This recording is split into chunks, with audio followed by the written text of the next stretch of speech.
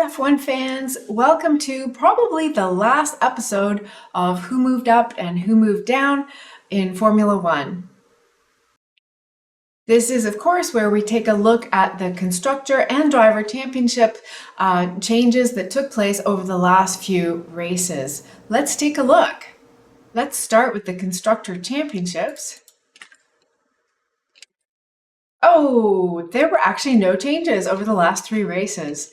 So Ferrari did not catch McLaren, and Alpine stayed ahead of Haas. It was actually super close, 7 points, and it could have turned out differently. But there you go. And Kick Sauber remained the back of the pack. As for the drivers, let's take a look.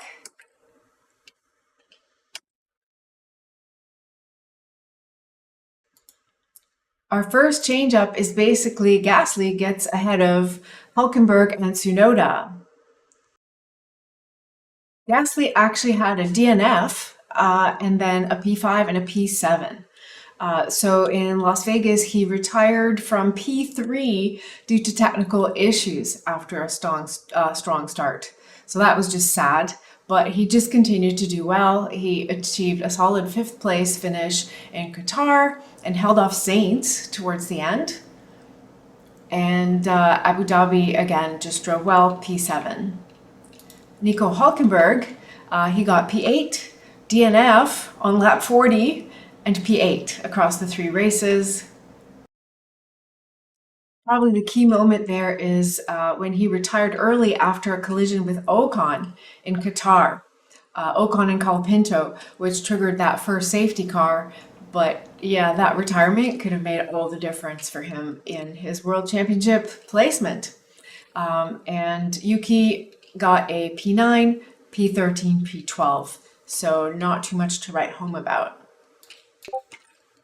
Then we have Zhou gets ahead of Lawson. Of course, Lawson's not racing, but hey, Zhou got his first points.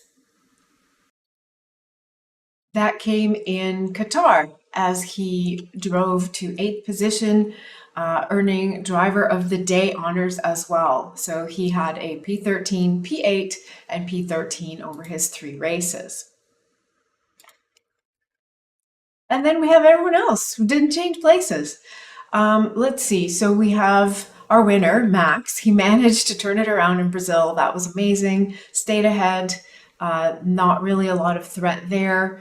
Leclerc did not get ahead of Norris. Piastri and Sainz were close, just by 2 points. Piastri getting a P7, P3, and a P10. And that P3 he battled impressively with Leclerc. And then Sainz got P3, P6, and P2. So definitely some really good drives there, but did not get ahead of Piastri for the championship. Max, of course, clinched his World Championship in Las Vegas with 2 races to go, with just a P5. And then he still got a P1 and a P6 in the 2 races after. Lando got P6, P10, and P1. He got another victory in there, so I'm happy for him for that.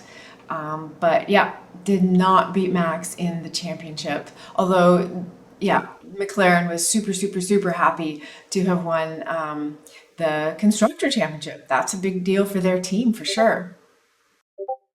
Brief shout out to George Russell, who got a P1 in Las Vegas. He was the one who won that race, a little bit overshadowed by the fact that Max clinched his championship in that race as well. Lewis, not too amazing. P2, P12, P4. I think he's super happy to be getting out of Mercedes, and wow, it's going to be crazy seeing him alongside Charles Leclerc in Ferrari next year. Wow, Perez continues his not so fine form, getting a P10 and 2 DNFs. Of course, not always his fault and stuff, just but really bad luck on top of everything else. Finally, Colapinto, 2 DNFs and a P20. He has kind of fallen from grace from being like everyone's favorite new driver to not as much. And then poor Valtteri Bottas, even though his teammate scored points, he got a P11 in that race in Qatar. The other two races, P18 and DNF. So he unfortunately remains pointless for the year. Yeah, that's it. Oh my gosh, it's the whole season. Let's take a final look at the lovely visualization, and I'm just going to play out the entire season.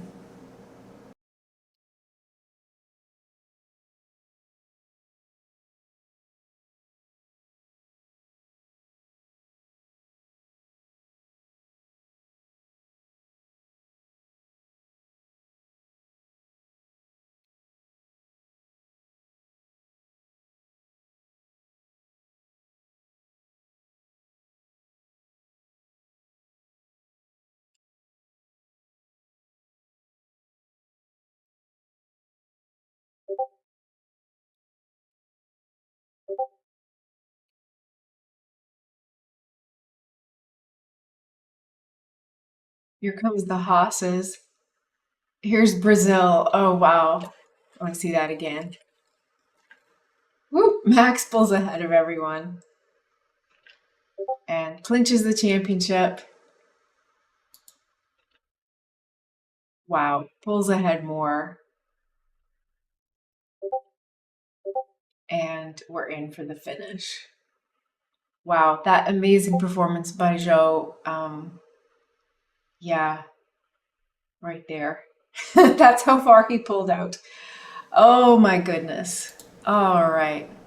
So that's it. Thanks for tuning in. Thanks for watching. Thanks for enjoying and subscribing and sharing. I might not do this next year. It really does take a lot of time, even with the excellent help of my assistant, Natasha, who does so much of the compiling of the numbers and the visuals and the animations. And then I just wrap my head around what to say and what the drivers did and what happened and create the video. And then, of course, she goes back and does all the editing and prepares everything. So it's a short video, but it's a lot. And yeah, let me know in the comments if there's definite demand for let's keep doing this. Please say so. Maybe we just want to cut it out and do it shorter and just have music and just see the arrows and the cars pulling out ahead of each other. Say that as well. Want to keep it simple, and I wouldn't mind continuing to do something, but I definitely want to know that people are enjoying it and that they do want to see it. So please give me that feedback. Maybe share with more people. If I see the numbers look really good, we will definitely do this again next year. Enjoy the break, and wow, see you next year for Formula One 2025. Till then.